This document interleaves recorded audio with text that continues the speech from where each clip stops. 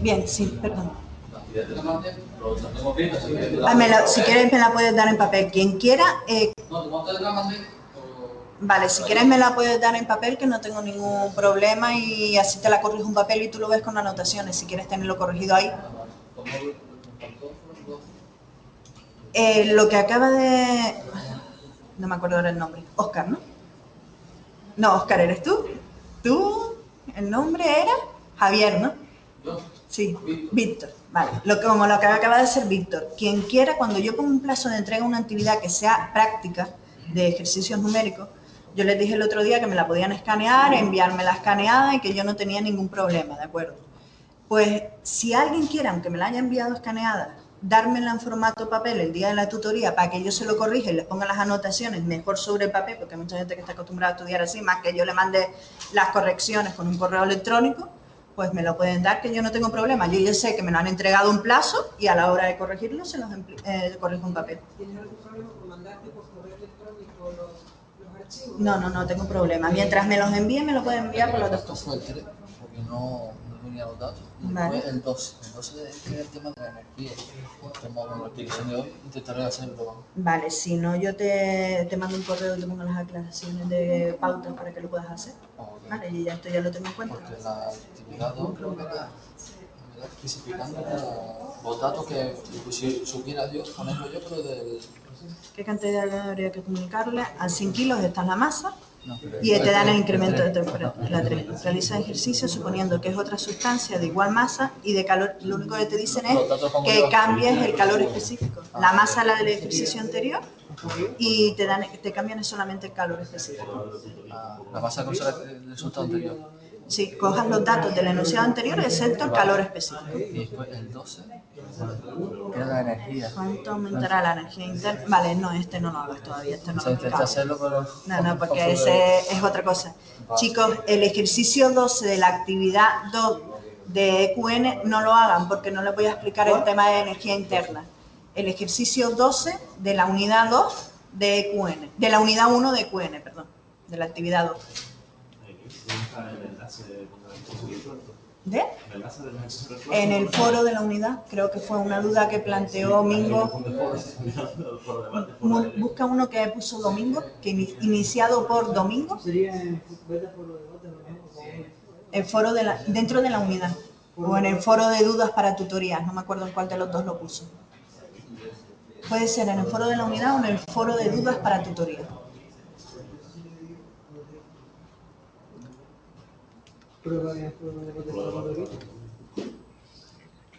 Perfecto.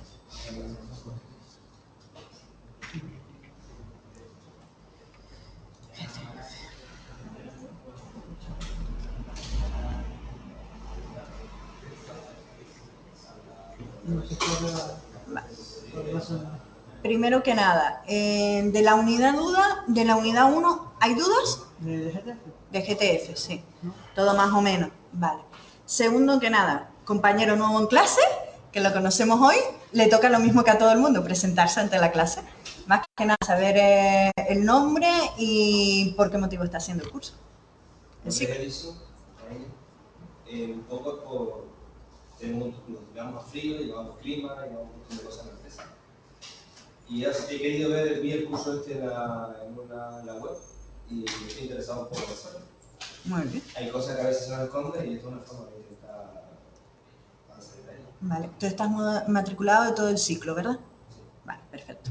No, yo para saberlo, porque hay alumnos que solo tienen algunos módulos. Antes te voy a decir que hay un plazo para entregar las actividades. Tú, como te acabas de incorporar, lógicamente tienes una semanita más de plazo.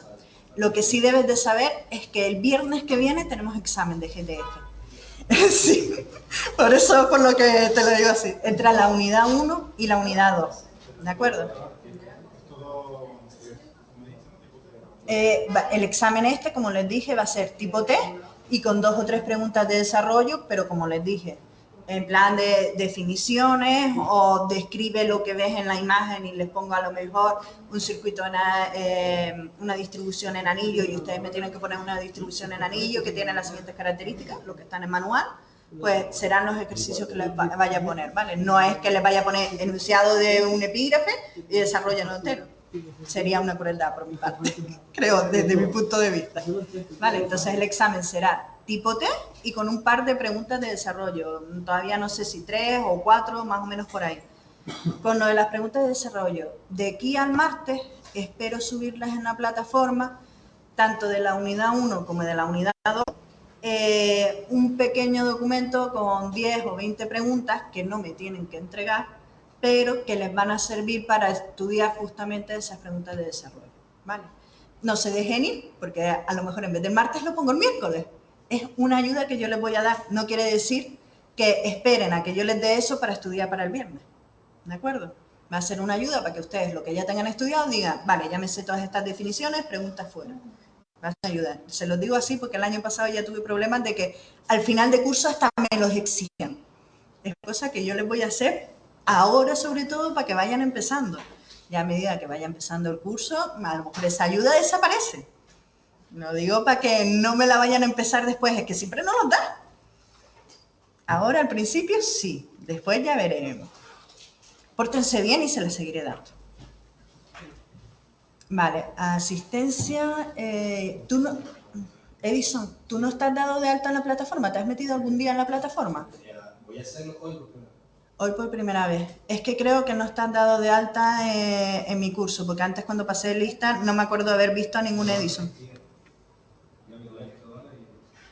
No estás dado de alta en la plataforma, no sé si vas a poder entrar.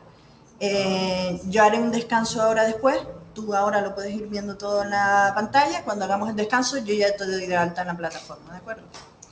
Que eso lo hago en un momentito. Bien, pues vamos a irnos entonces, no tengo que pasar lista.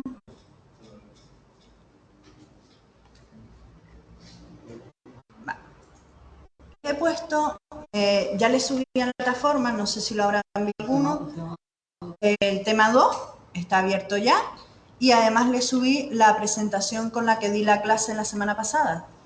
Ya se las he subido también en la unidad 1.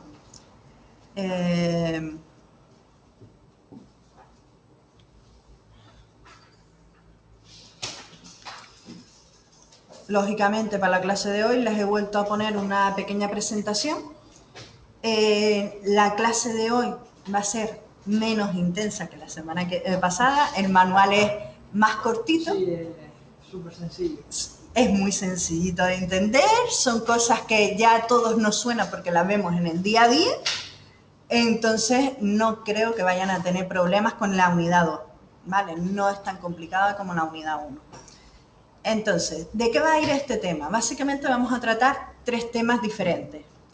El primero va a ser ver en qué consiste y qué es lo que nos están facturando y cobrando en una factura del agua, ¿vale? De esta forma sabremos también en qué nos tendremos que fijar a la hora de decir tenemos un consumo de agua excesivo, pues vamos a intentar ajustarlo. Al final de cuentas, todo este ciclo se trata en eso, en reducir el consumo de cualquier elemento dentro de la instalación, ya sea agua o energía. ¿De acuerdo? Entonces, ese va a ser el primer punto, ver en qué consiste una factura del agua y cuáles son todas sus partes. El segundo punto que vamos a ver es la factura de electricidad. Exactamente lo mismo, vamos a ver en qué consiste, qué elementos vienen figurados y después en la actividad, que creo que ya la colgué hoy o ayer, no me acuerdo, van a ver que en la actividad de la unidad 2, en la actividad que he subido por los momentos, estoy pensando si todavía subirles la que tenía pensado para otros receptores o no, porque sé que están agobiados. Pero bueno, en la actividad que tiene subida, lo que quiero es que ustedes mismos me estudien de la factura de electricidad cuáles son las diferentes tarifas que vienen reguladas. ¿Por qué? Muchas veces no sabemos qué es lo que nos está cobrando un ELCO. Nosotros recibimos la factura, pagamos y ni nos damos cuenta de qué es lo que estamos pagando. Entonces, el objetivo es que comparen ustedes que actualmente el mercado está liberalizado. Nosotros no tenemos por qué contratar a un ELCO como mi proveedor de energía eléctrica. Podría ser Iberdrola. Aquí ahora mismo en la isla creo que estaba funcionando, era Iberdrola y un ELCO. Creo que todavía no hay ninguna otra empresa más así que esté haciendo campaña, pero al menos esas 2 compañías las podríamos tener. Entonces, en uno de los ejercicios de la actividad justamente les pido que hagan una comparación entre lo que serían los diferentes proveedores de energía, Iberdrola y Unelco en este caso, pues lo que ofrecen en sus tarifas, ¿vale? Para que vean ustedes si les interesa seguir con el que están, si les interesa cambiar, y además hoy lo vamos a ver que existen diferentes tipos de tarifas, ¿vale? Entonces también para que se acostumbren a ver que pueden optar por ejemplo, por la discriminación horaria. Ahora veremos en qué consiste. Y la tercera parte que vamos a ver hoy van a ser el tema de cómo, qué aparatos receptores instalar en un edificio o en cualquier tipo de edificación para conseguir disminuir el consumo de agua. ¿De acuerdo? Entonces esos son los 3 apartados diferentes en los que está dividido esta unidad. Entonces empecemos con el primero, la factura del agua. La facturación del agua viene definida por 3 formas diferentes. La primera es la normal, por diferencia de aparatos de medida. ¿Qué quiere decir esto? Nos viene a casa el técnico de masa con su aparato registrador, no me acuerdo cómo se llama, con su PDA, y viene, ve cuánto marca el contador del agua, lo apunta en la PDA y se hace una diferencia de el mes pasado marcaba tanto el contador, hoy marca tanto, pues lo que ha consumido de agua es la diferencia. Ese sería el método habitual. Ya les decía yo la semana pasada que hay ya sitios, hay provincias, aquí en España quizás menos, pero bueno, en el mundo ya hay países que ya tienen instaurado un sistema centralizado que se rige todo por un sistema de control automático, de que nos van leyendo todas las medidas directamente desde una oficina que estará en la Conchinchina. ¿De acuerdo? Porque no hace falta ni siquiera que esté cerca del punto de medida. Eso, como siempre, tiene sus ventajas y sus desventajas. Ya las iremos viendo e iremos nombrando. Por estimación de consumo. En el caso de que no se pueda acceder a nuestro contador por X motivos, pueden haber miles. Como yo les decía, yo les voy a ir contando anécdotas graciosas de mi casa. En mi casa el contador está dentro de un patio interno que da a la calle. Emalsa tiene que tener la llave para poder acceder a ese contador porque no tienen que depender de nosotros para abrirle. Y en segundo lugar, resulta que como está al aire libre le han crecido matojos delante. Pues no nos dimos cuenta que habían crecido los matojos, estaban ahí, y nos mandaron una carta de Emalsa diciendo el mes pasado no se le midió el contador porque no se podía realizar la lectura. Al parecer al que vino a medirlo le daba un poquito de cague entrar, hacer así con los matojos y mirar el contador, que se le va a hacer. Pero están en todo su derecho porque además nos lo dice Emalsa. La lectura será realizada siempre y cuando se tenga acceso a los contadores. ¿Vale? Entonces, en ese caso, ¿qué es lo que te hace? Una estimación de consumo. La estimación de consumo no se basa en lo que has consumido los meses anteriores, sino en lo que has consumido en el mismo periodo el año anterior. ¿Por qué es este motivo? Todos lo sabemos. En verano la ducha se usa más, por ejemplo. O hay épocas del año, en Navidades, en las que está todo el mundo en casa, con lo cual el inodoro se usa más, por ejemplo. Entonces, en estos casos, ¿qué es lo que tenemos que tener en cuenta? Que lo que hacen ellos es basarse en el año pasado en diciembre consumiste tanto de agua, pues este año te voy a facturar exactamente lo mismo. ¿De acuerdo? Entonces nos tendremos que basar en esa estimación. Y evaluación de los consumos. Bueno, este es el método menos empleado, que se rige por el consumo, pero más bien de la zona, ¿vale? No de nosotros mismos, sino que haya en común. Aquí tenemos una factura típica del agua. El proyector se ve un poquito mejor, aunque no se ve del todo bien. Vamos a ver, se ve mejor, ¿no? Ahora.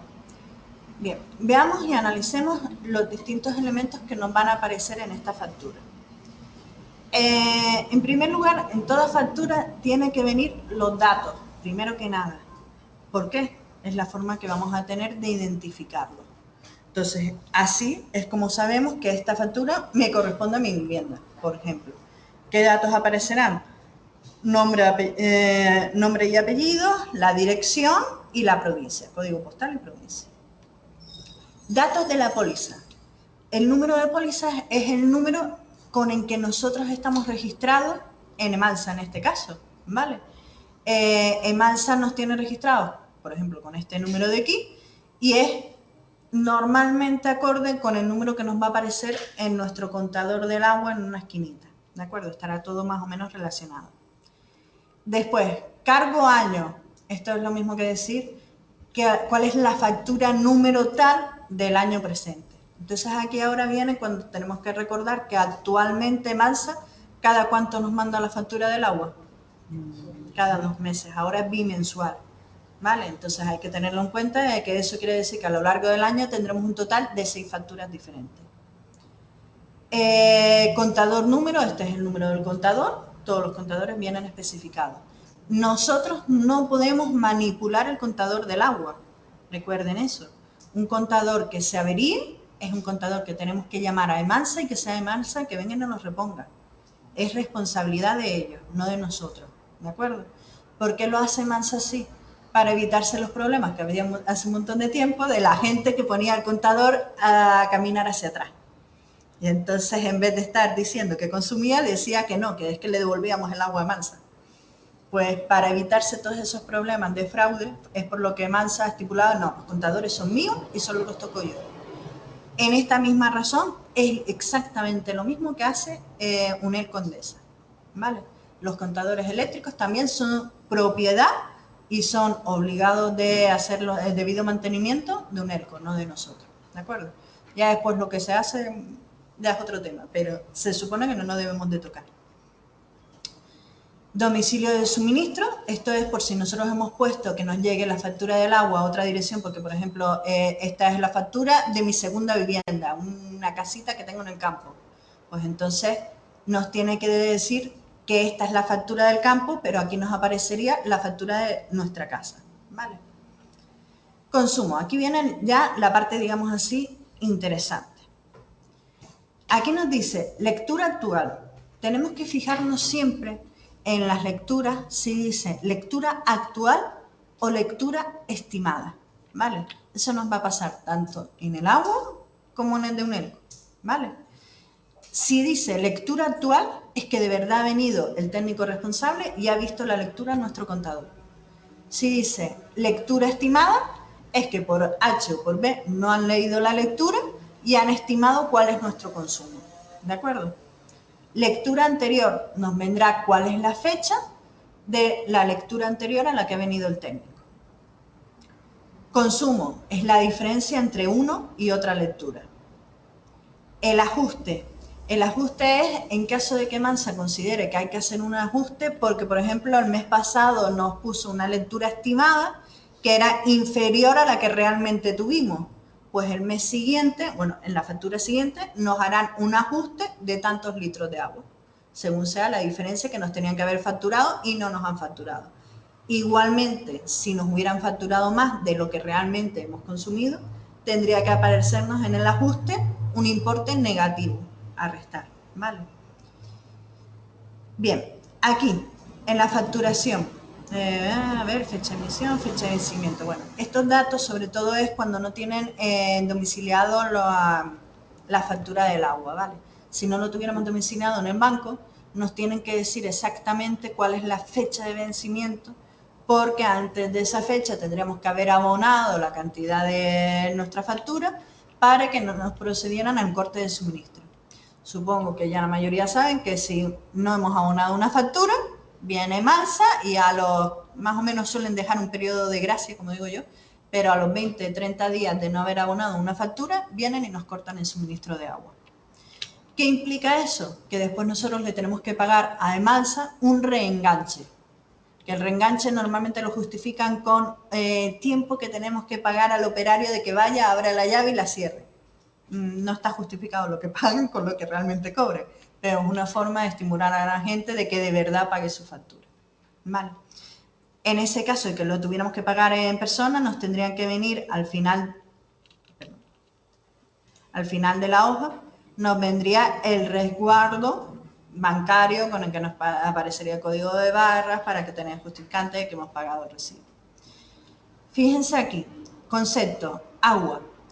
Nos viene el importe de nuestra factura del agua, correspondiente a los litros consumidos. El IGI, lógicamente, aquí en Canarias pagamos IGI, si estuviéramos en la península nos aparecería IVA.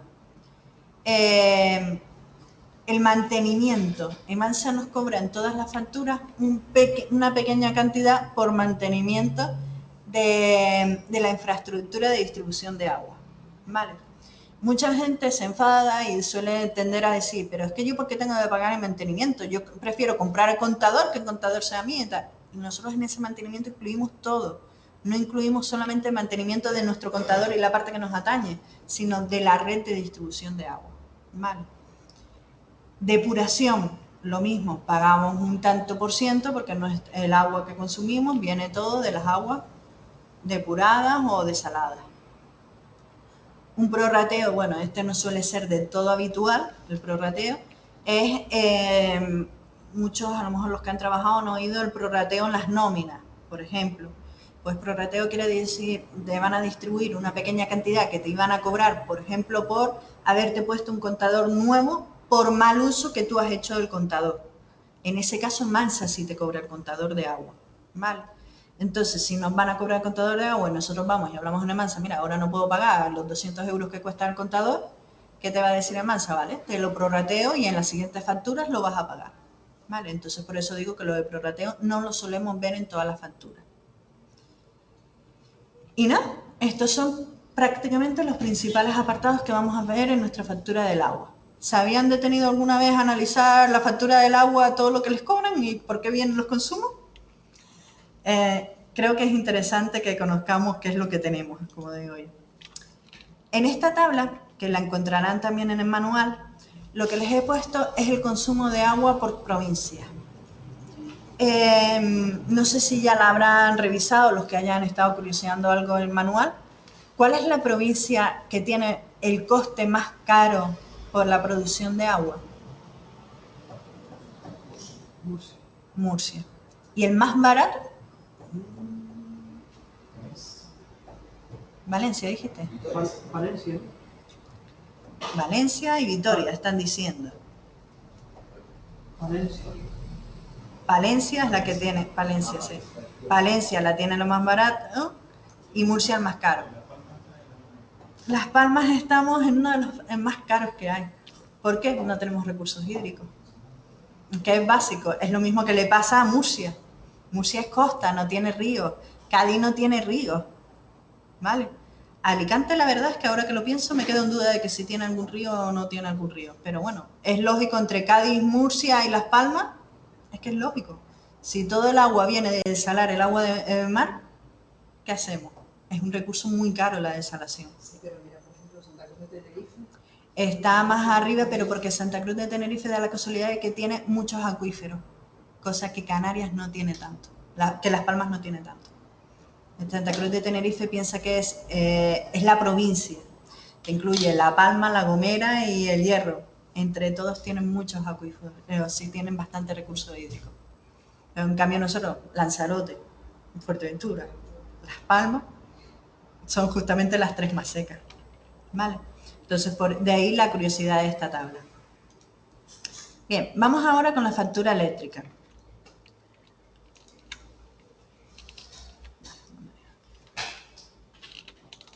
Les he puesto en esta presentación, ya cuando la vayan a ver a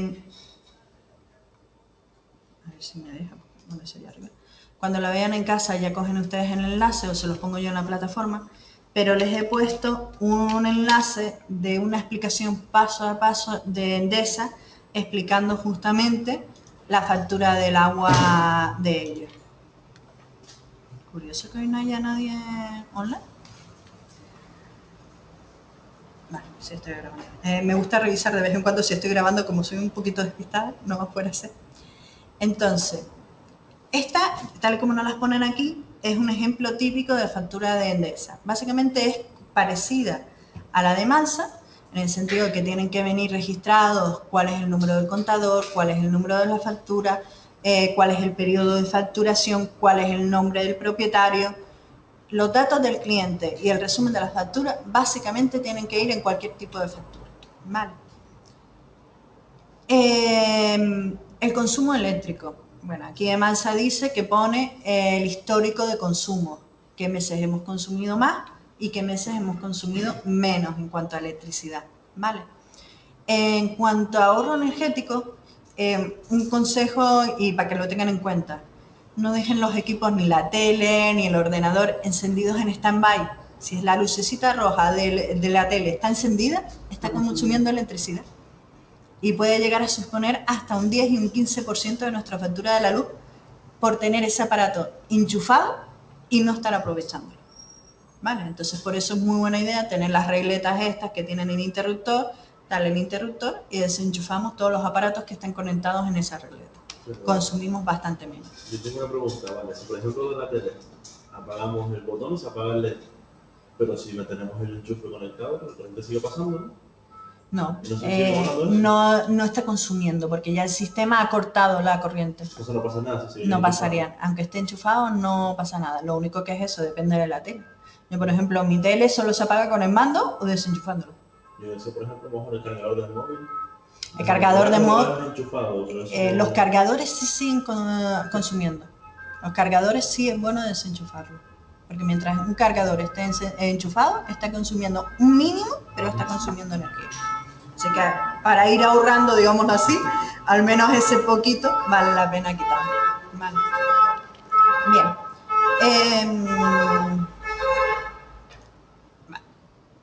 En la facturación, en este cuadrito, esta página me gustó porque es bastante interactiva, está muy bien, nos vienen qué es lo que nos van a cobrar de facturación. Vale, si lo acerco se distorsiona. ¿Qué datos van a venir aquí? El primero de todos, que no sé si se leerá muy bien aquí, es el producto, ¿vale? ¿Qué producto tenemos contratado? Aquí es a lo que yo antes les decía, que hay varios y nosotros a lo mejor no tenemos ni idea de que todos ellos existen.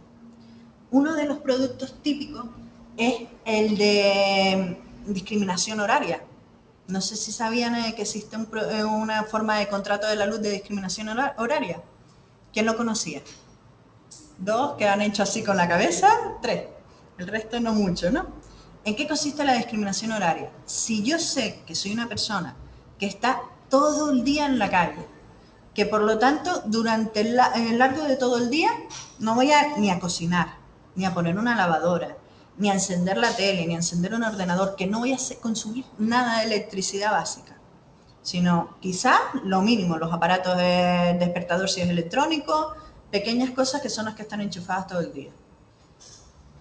Pues UNELCO, si tenemos esa característica de consumidor, nos ofrece una opción que es contratar una discriminación horaria.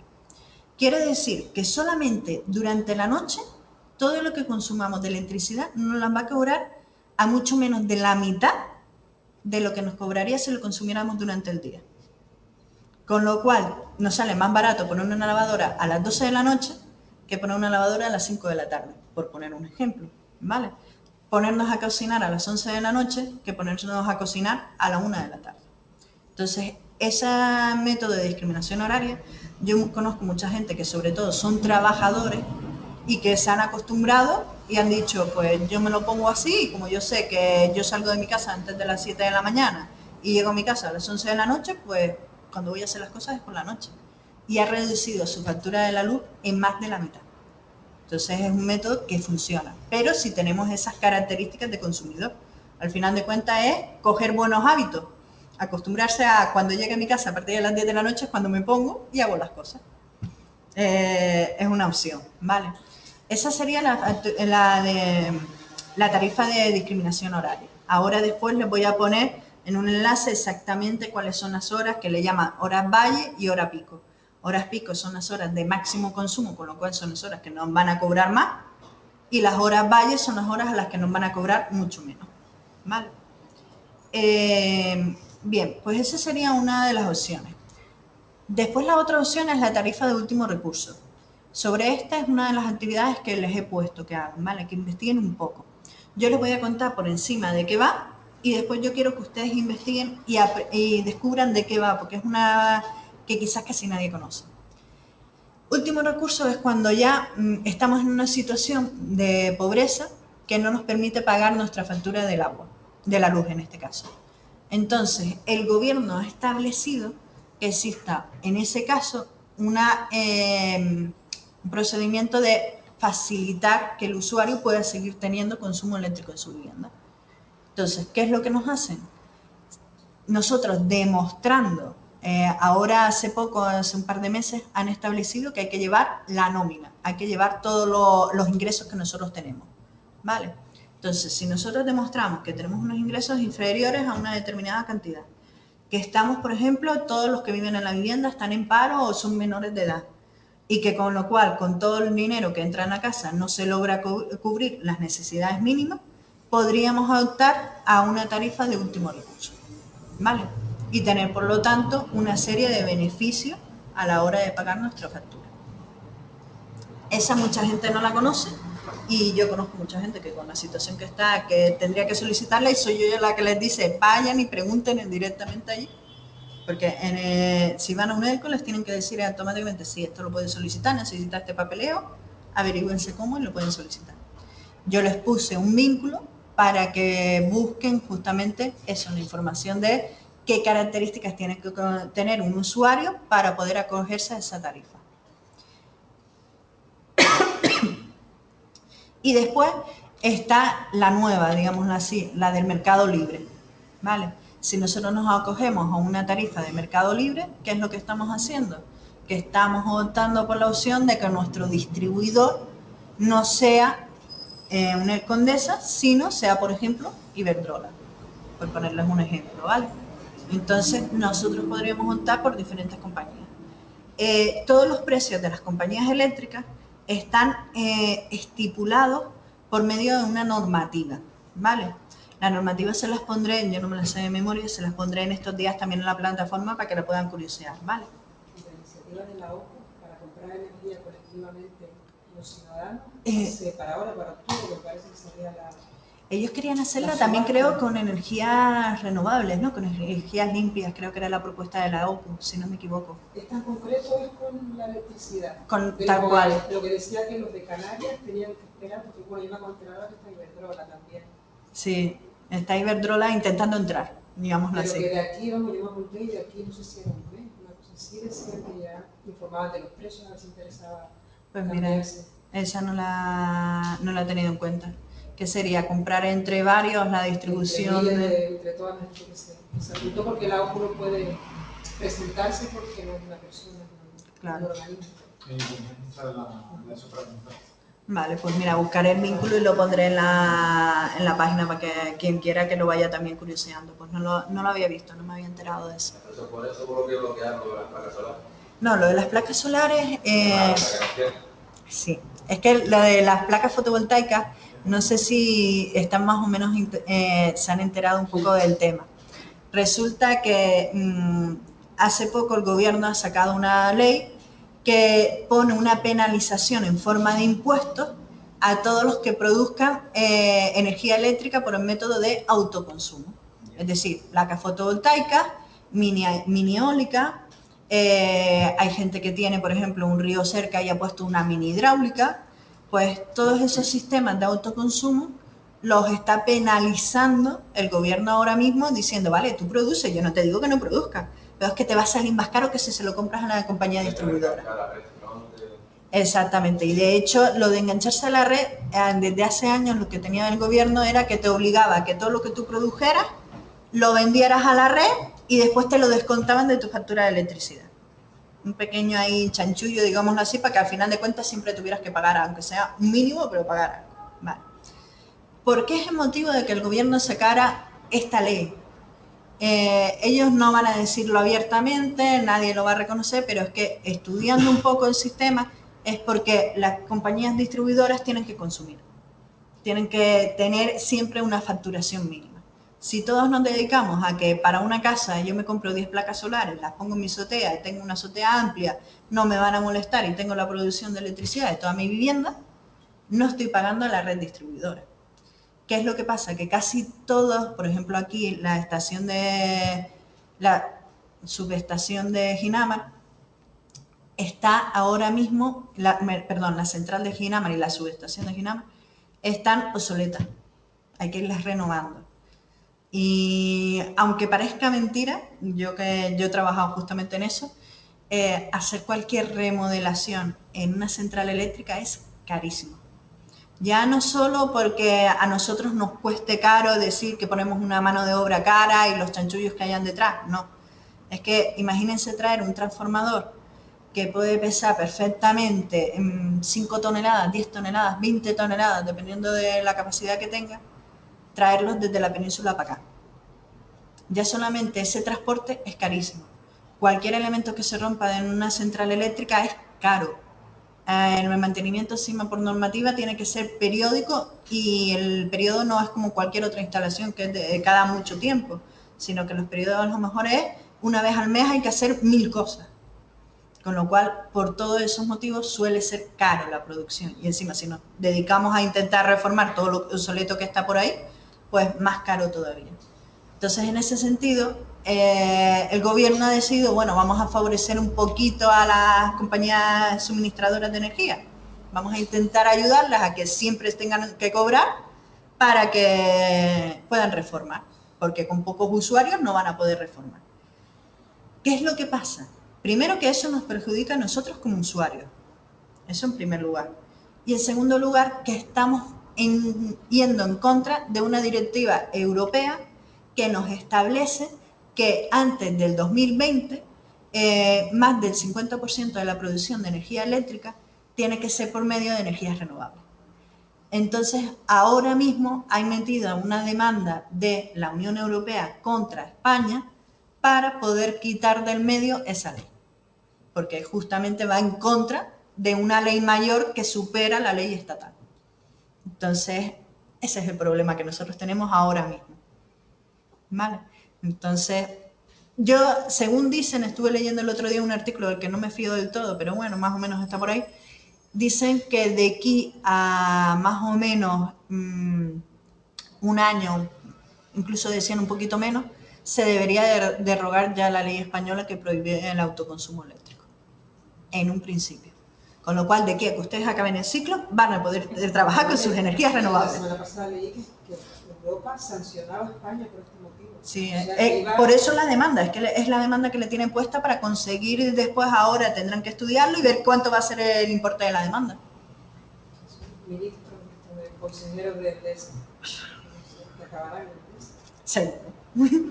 Ya no vamos a entrar tanto en política, pero sí, yo sé que hay demasiado chanchullo, pero lo último que yo supe es eso, que la Unión Europea lógicamente está en contra. Existe una cosa, ya a ver si me acuerdo entonces de qué hago, si no el mismo día del examen se los cuelgo, que se llama el PER, Plan de Energías Renovables, que saca cada país miembro de la Unión Europea. Según el objetivo de España, está puesto que en energía fotovoltaica nuestra producción eléctrica va a aumentar abismalmente de aquí a unos años. Lo curioso es que ese PER fue aprobado el año pasado y este año sacan la ley en contra del autoconsumo de fotovoltaica. Una pequeña contradicción que existe por ahí, ¿vale? Yo intentaré colgarles, ya que este curso tiene algo que ver con, bueno, tratamos la energía solar y la eficiencia energética, les colgaré el PER y el panel. El PER es el Plan de Energías Renovables, que es lo que nos gustaría a nosotros tener de producción, y el panel es el Plan de Acción de Energías Renovables. ¿Qué vamos a hacer para poder cumplir con el PER? ¿Vale? Entonces intentaré sacarle los dos proyectos. Bien, entonces, si nosotros optamos, que ahora nos obligan al consumo de la red eléctrica, estábamos diciendo que era lo que venían los datos de facturación. Les acabo de hablar de los 3 tipos básicos de productos que podemos contratar. Cada compañía los llamará de una forma u otra, pero más o menos se van a aparecer todos en nombre. El coste del consumo. El coste del consumo es lo que les decía, que les tengo que subir la normativa para que vean que viene estipulado según el gobierno. ¿Vale? No es una cosa que nos pongan las compañías eléctricas, yo te voy a cobrar esto porque a mí me da la gana, sino el gobierno nos establece que el consumo de kilovatio hora tiene que ser a tanto, ¿vale? La potencia contratada. Nosotros en nuestros hogares todos tenemos contratados menos de 10 kilovatios hora, ¿vale? Menos de 10 kilovatios. Si estuviéramos en una empresa, ya dependiendo del consumo eléctrico que vaya a tener, por ejemplo, si es una industria de maquinaria pesada que está todo el día conectada y consume mucha electricidad, lógicamente ya será cuando, en función de las necesidades, se contraten otro tipo de consumo de potencia, ¿vale? En todas las facturas nos tiene que aparecer qué potencia es la que tenemos contratada, ¿vale? Ya eso ya sí va a depender de la persona, de los consumos, de lo que se estime por la zona en la que vives que vas a consumir más o menos. Ya eso ya sí depende de otros baremos. Les invito a que todos curiosen en su factura de la luz cuál es la potencia que tienen. El impuesto de electricidad. Lo que acabamos de decir de que el gobierno es el que impone un impuesto, por ejemplo, para la fotovoltaica, también lo impone para cualquier tipo de energía que nosotros consumamos. Si viene a la red eléctrica, también vamos a tener que pagar un impuesto con nuestra factura. Alquiler de equipos. Esta es una parte que a mí me resulta graciosa, porque UNELCO nos dice que su contador no es nuestro, él nos los ha alquilado y todos los meses nos cobra una pequeña cantidad por tener ese contador en nuestra vivienda. Se supone que el motivo de tener ese contador en la vivienda y que nosotros paguemos ese alquiler es porque si tiene cualquier avería, lo que decíamos, en la acometida hasta el contador, la debería arreglar UNELCO. También tengo anécdotas al respecto. En mi casa, como el contador estaba, en este caso el contador eléctrico está dentro de un garaje, hubo una sobretensión de la red, cayó un rayo cerca de una torre cercana, los cables de mi casa son todos viejos, ya les digo que tengo instalado todavía 125 en el techo, o sea, imagínense si es viejo, pues resulta que vino la sobretensión, se quemaron los cables y lógicamente se quemó una parte del contador y dejó de funcionar. UNELCO dijo que como el contador estaba dentro de la vivienda, la reparación la teníamos que pagar nosotros.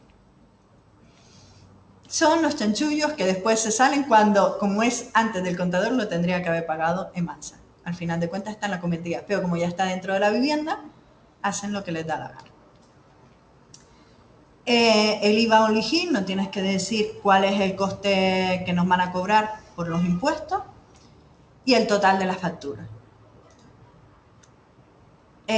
Lógicamente las facturas cada vez son más caras, cada vez consumir electricidad nos cuesta más. ¿Por qué? Porque todos los años los precios de las facturas eléctricas se van reestructurando según vaya aumentando el IPC, el índice de precio al consumo. El IPC sale siempre todos los meses de enero y entonces a partir de enero, si ha aumentado mucho el IPC, nuestros distribuidores de energía eléctrica pueden decir te voy a aumentar en tanto por ciento tu factura eléctrica. Ese tanto por ciento de aumento es con lo que pueden jugar para el mercado libre. La competencia entre Iberdrola y UNELCO es ese tanto por ciento de más que yo te voy a cobrar. ¿De acuerdo? Bueno, y el resto de la factura, pues nada, es exactamente lo mismo que en el otro caso, notificaciones en caso de que la lectura sea estimada, los datos de pago donde tenemos que pagar nuestra factura eléctrica, en los números de atención al cliente, en las facturas eléctricas suelen venir en todas. Pues bueno, estos serían, digamos así, los datos básicos. Sigo extrañada de que no haya nadie, ¿verdad? Vale, este enlace, viendo la hora, que según esto son las 7:30, 7:20 ya, pues el enlace este se los dejo para que lo miren ustedes en casa, ¿vale? Es de la página de Endesa. Pues si queremos calcular aproximadamente cuál debería de ser nuestra potencia contratada, y así pueden ustedes estimar si la potencia que realmente tienen contratada se ajusta a lo que necesitan o no, ¿vale? Entonces tienen un enlace en la que les van haciendo, son preguntas básicas de ¿tienes aire acondicionado? ¿Tienes sistemas de calefacción? Pues ticando en el enlace podrán entrar y ver y analizar exactamente cuál es su consumo, ¿vale? Lo van a tener, yo esta presentación igual que el otro día, esta vez intentaré ponérsela más temprano, pero la tendrán en estos días en la red, ¿vale? Precios Endesa, bueno, aquí tienen un ejemplo de DHA, es discriminación horaria, y el que está en azul es las horas normales. Entonces, nos van a cobrar dos conceptos. Según sea la potencia que tengamos contratada, si es menor de 10 kilovatios, nos van a cobrar tantos euros por kilovatios al mes. Si la potencia es mayor de 10 kilovatios, seguramente será mayor lo que nos van a cobrar, porque justamente necesitarán un mayor mantenimiento de lo que nosotros tengamos. Término de energía, aquí es donde viene es el precio del kilovatio hora que nosotros hemos estado consumiendo, ¿vale? Fíjense, se los he puesto para que vieran la diferencia de precio. La energía, si estamos en un contrato normal, nos cuesta a 0,12 euros el kilovatio hora.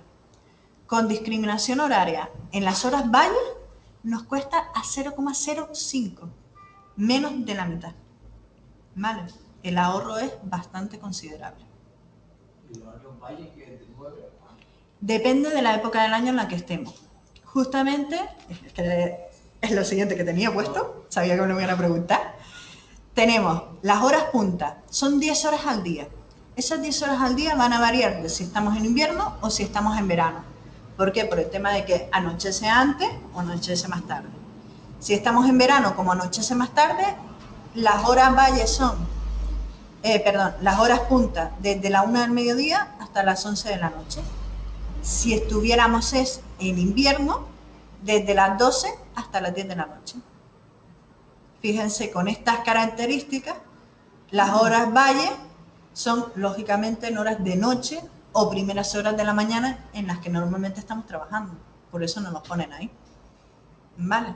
Pero si vivimos en una casa en la que tenemos, como digo yo, a nuestra madre, que es la que está toda la mañana en casa y es la que va a poner la lavadora por la mañana y sabemos que las pone antes de las 12 del mediodía, ¿qué ahorro vamos a tener ahí? Considerable. Por ejemplo, con la lavadora, con la comida, son los elementos que más consumen, ¿vale? Nosotros aquí en Canarias, que no tenemos esos sistemas ni de calefacción ni de refrigeración tan importantes como en la península, ¿vale? Entonces podrían tenerse en cuenta.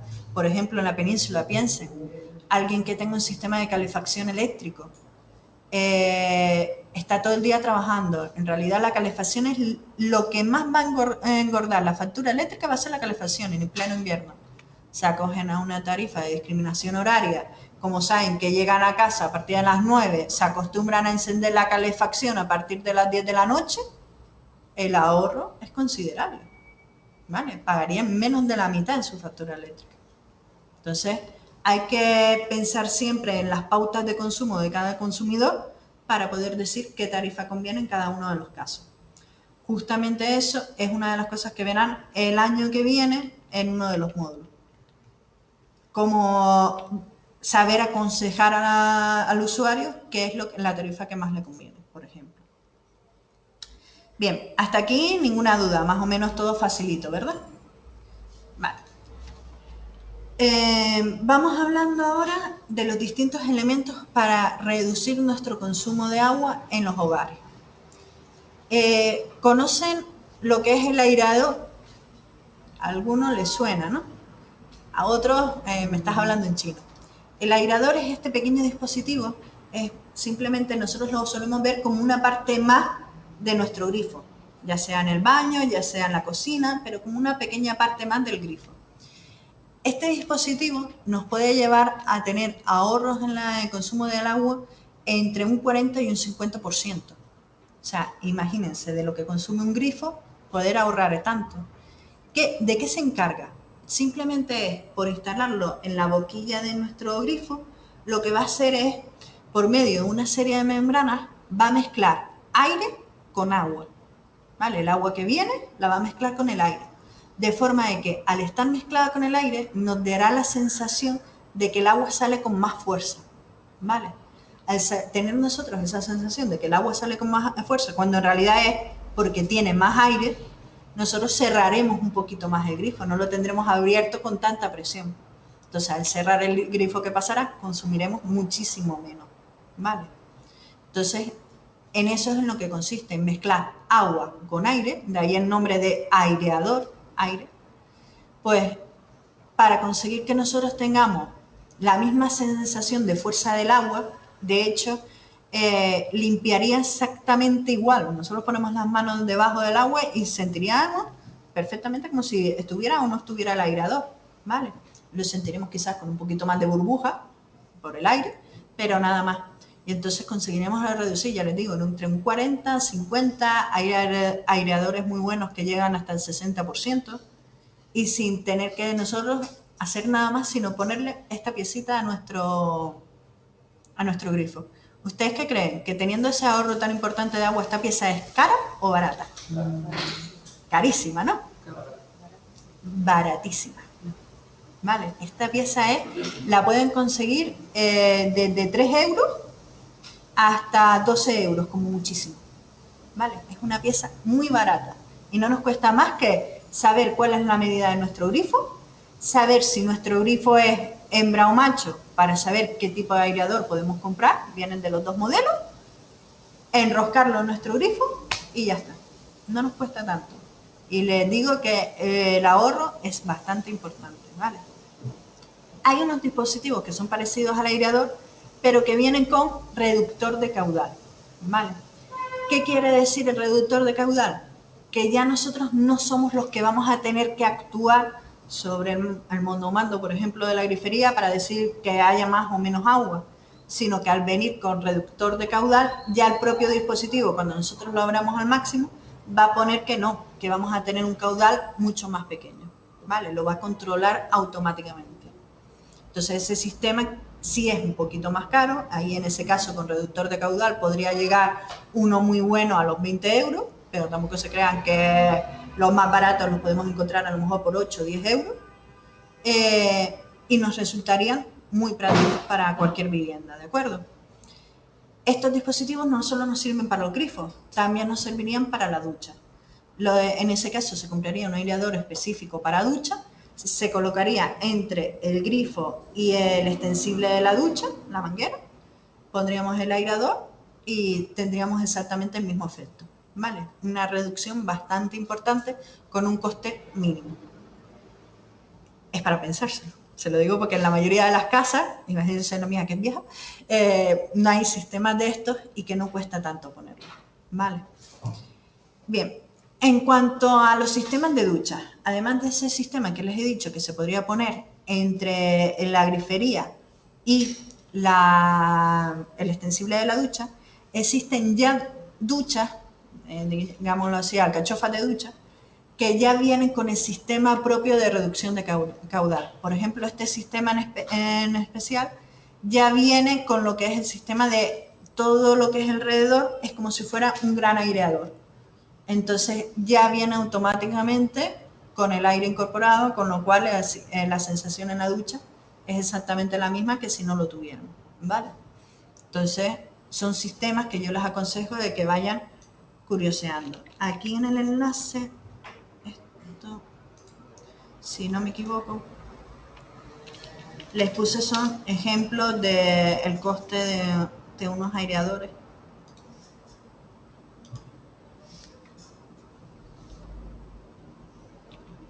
Es que estoy revisando la plataforma, aunque sí me va pareciendo raro de que hoy no haya nadie en live, que siempre han habido al menos uno o dos, y como soy 20 y ahora hay tan poquitos en clase, me llama la atención de que no haya nadie más. Bien, pues miren, fíjense aquí, los sistemas que hay más o menos. El aireador o perlizador normal, ¿vale? Precio, desde 3,5 euros. No nos cuesta tanto. Y después ya en sitios públicos nos conviene poner un sistema con antirrobo. El antirrobo es esta plaquita, ¿vale? Es simplemente para que nadie venga y sea listillo de decir lo desenrosco y ya tengo el aireador para mi casa, ¿vale? Que lo pudiéramos poner. Es una plaquita, simplemente se instala la plaquita entre el aireador y el conducto y entonces ya tendría un sistema de seguridad al soldarlo para que nadie lo pueda quitar después. ¿De acuerdo? Bien, a estos sistemas se le llama sistemas pasivos, ¿vale? ¿Por qué es un sistema pasivo de ahorro de energía?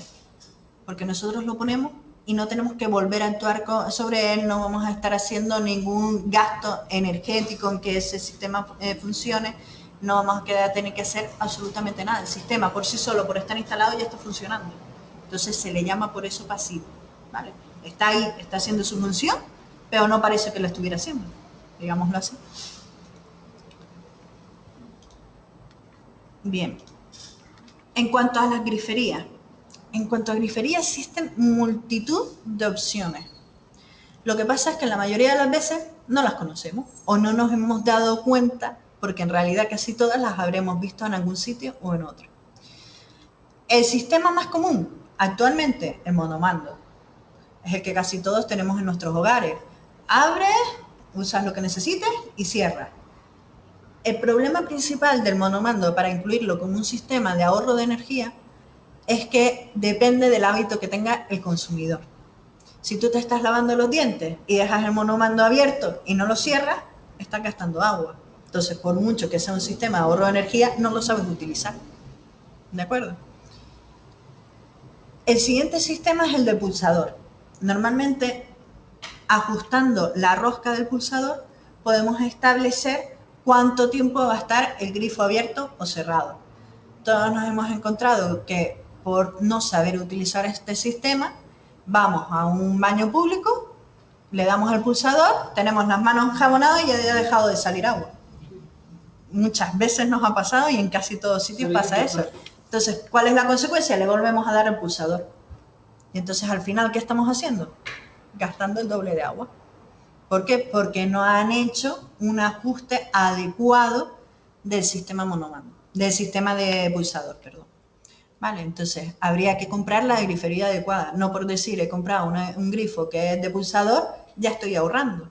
Habría que comprar el adecuado para el tiempo que a mí me hace falta que esté en funcionamiento.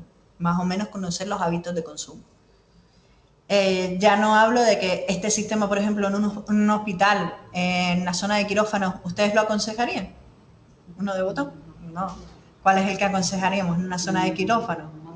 O el monomando o electrónica.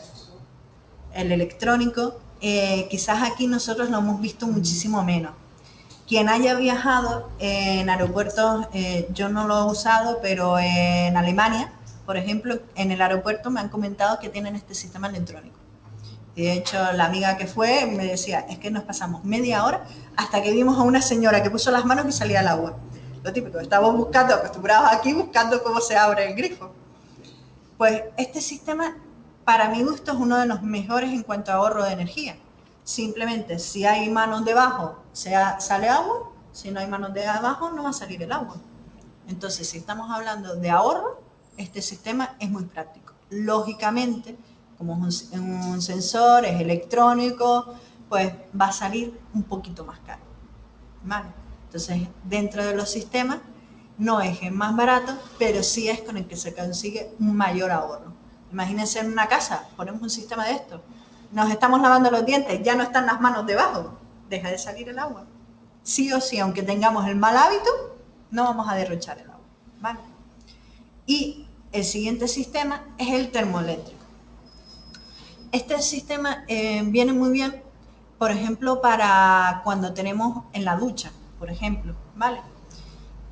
Lo que nos va a conseguir es que nosotros regulemos la temperatura a la que queremos el agua.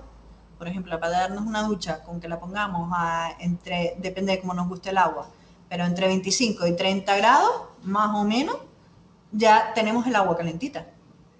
Y lo regulamos así. ¿Y qué nos vamos a ahorrar con eso? Los tiempos de he abierto el grifo y estoy esperando a que salga agua caliente. Me sale el agua fría y toda esa agua fría, ¿qué estoy haciendo? Tirarla. Hay que esperar, pero el tiempo, si te fijas, es muchísimo menor. Bueno, sí, de las antiguas, vete tú a saber cuánto va a tardar. Porque con las pérdidas de calor, justamente porque en las tuberías antiguas, al ser un material, es que así les voy introduciendo para EQN, aprovecho un poquito todo. Las tuberías antiguas no tienen revestimiento, directamente es, muchas de ellas, de cobre o de acero galvanizado, que esas, ¿qué consecuencias vamos a tener? Que no tienen aislamiento. Todo el calor que estamos transmitiendo por esa tubería, el agua caliente, se va a ir perdiendo al exterior. Es cuando tocamos una pared y está caliente. Pues al ir perdiendo ese calor, necesitaremos que el agua salga mucho más caliente de nuestro termo para que llegue caliente a la temperatura que nosotros queremos a la ducha. Con lo cual, gastaremos mucho más energía por el termo y mucha más agua esperando a que salga caliente. ¿De acuerdo? Estos sistemas de aquí es lógico, como está diciendo Mingo, ya depende también de toda la infraestructura que tengamos. Pero supongamos una vivienda de nueva construcción en que las tuberías son de polietileno si están aisladas debidamente, entonces hay unas pérdidas de calor muchísimo menores. En estos sistemas abres la ducha y en menos de 5 segundos, 10 segundos, no tarda mucho más, ya tienes el agua a la temperatura deseada. ¿De acuerdo? Entonces estos sistemas suelen ser bastante aconsejados, pero más bien para duchas o sitios donde se necesita agua caliente, digamos así, para la mezcla de las dos. En el resto de casos, los otros 3 sistemas, dependiendo del uso que le vayamos a dar. Entonces, en resumen, de esta grifería, yo aconsejaría el sistema monobando para una vivienda, ya yendo por lo barato que nos vaya a salir poner el sistema. Para cualquier empresa, aconsejaría un sistema por pulsador, y para una ducha, este sistema en termoeléctrico. Y ya los sistemas electrónicos sería para obtener el máximo ahorro, pero tener dinero para gastarse en la instalación. Vamos a decirlo así, ¿vale? Entonces, este sería el que yo aconsejaría para cualquier cosa. Para mí, me encanta ese sistema. Vamos ahora con los inodoros. Los inodoros quizás es de las piezas sanitarias, quizás no, seguro, es de las piezas sanitarias que más agua consume. Y encima, a la que más uso le damos.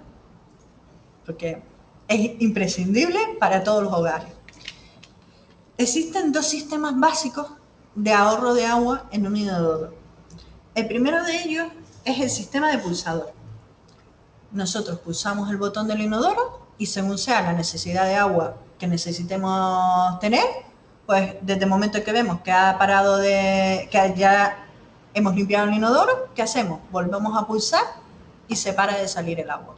Si no volvemos a pulsar, ¿qué es lo que va a pasar? Se nos va a vaciar todo el inodoro, ¿vale? Entonces estos sistemas son prácticos siempre y cuando haya una concienciación de que hay que darle 2 veces al pulsador. Porque la mayoría de las veces lo ve, se le da una vez y te olvidas. Al final haces la descarga completa, ¿vale? ¿Qué es lo que pasa en las cisternas de doble descarga? Los que tienen los 2 botoncitos. Los 2 botoncitos consisten en este sistema que están aquí. No sé si se aprecia bien. Vamos a intentar hacerlo un poquito más grande. Vale. Según sea nosotros que le demos al botón, vamos a abrir la compuerta de arriba o la compuerta de abajo, ¿vale?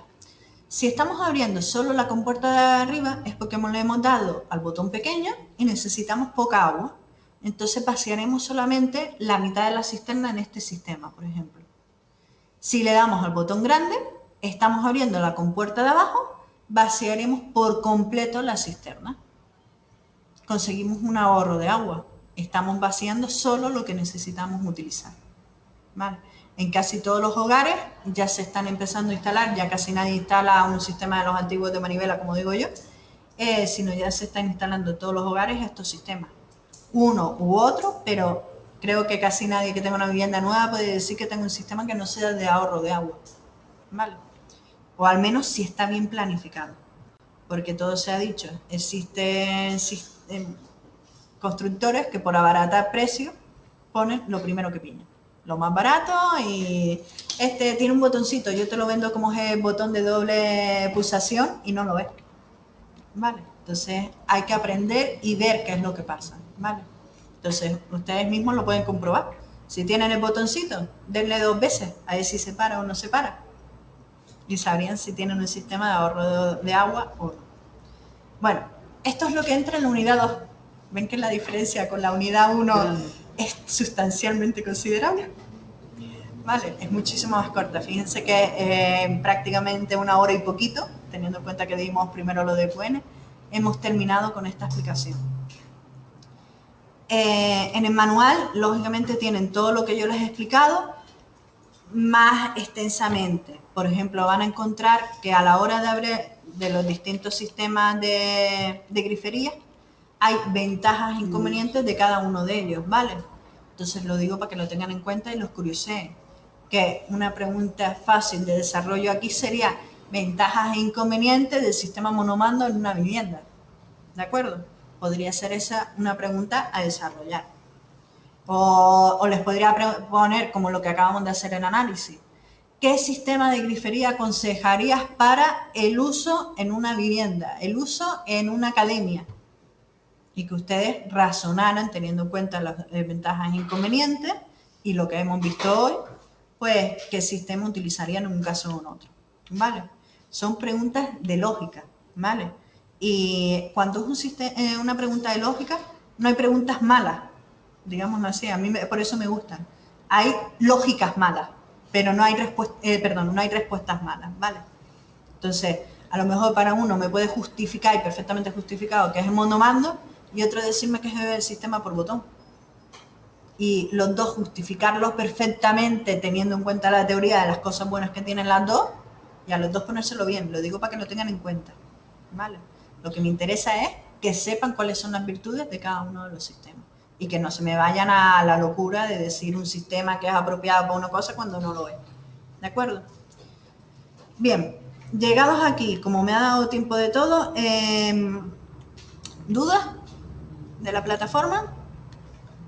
En GTF han visto, lo digo porque antes ya me lo comentaron, la unidad 2 está abierta ya, ¿vale? Está la actividad que les acabo de comentar sobre el análisis de las facturas.